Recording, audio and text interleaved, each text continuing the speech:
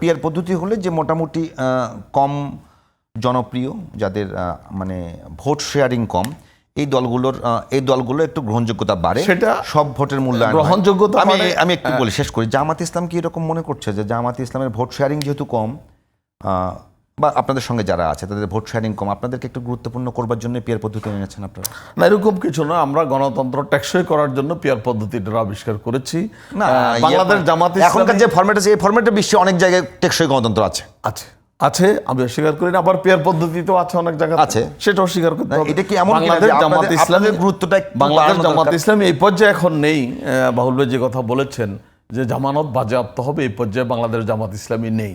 এই জুলাই বিপ্লবের পর বাংলাদেশ জামাত ইসলামীর অবস্থান বাংলাদেশে এখন যেভাবে আপনি বলবেন যে সর্ববৃহৎ দল বাংলাদেশ জামাত ইসলামী এখন হইতে পারে, আপনি বলতে পারেন। সেটা কিসের উপর বেস করে বলছেন আপনারা? সেটা ভোটের উপরে, জনগণের সমর্থনের উপরে। বাংলাদেশে আওয়ামী লীগ ছিল, আওয়ামী লীগ এখন গন কেস চলে গিয়েছে, তাদেরকে এখন কোন রাজনীতিতে বোঝার জন্য একটু বোঝার জন্য এখন আওয়ামী লীগ গন কেস, আমি বলি Awami League gone case, BNP still now, BNP আছে, বিএনপি জামাত তাহলে বৃহৎ দল। আপনি বলতে পারেন যে এক নাম্বার নাকি 2 নাম্বার, আপনি তো 2 নাম্বারের নিচে জামাতকে দিতে পারবেন না।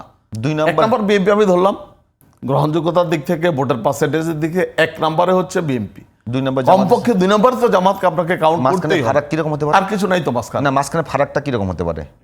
ফারাকটা সেটা মানে রোল নাম্বার 1 যার, সে ঠিক আছে। ফারাকটার বিষয়ে বিভিন্ন জরিপে যেটা আপনারা দেখেছেন, বিএনপিকে 39%, জামাতকে 32%, এভাবেও বিভিন্ন জরিপ এসেছে।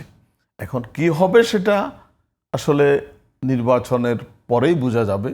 তবে এরকম কিছু হতাশায় অথবা হীনমন্যতায় ভোগার কোনো কারণ নেই যে জামানত হারাবে এজন্য পিয়ার পদ্ধতি না।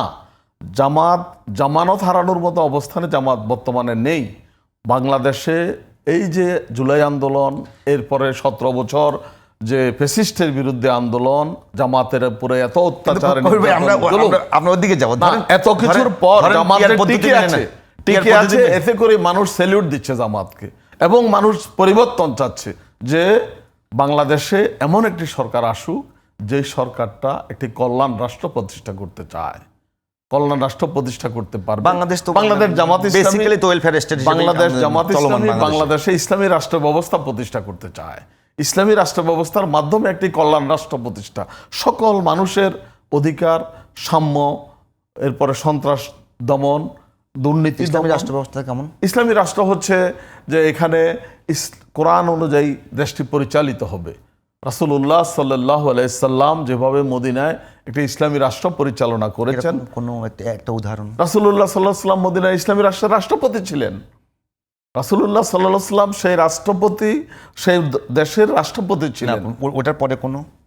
ওটার পরে এখন কিছুটা মদিনার পরে এখন পর্যন্ত 21 শতাব্দীর এই যুগে এসেও পৃথিবীর সর্বশ্রেষ্ঠ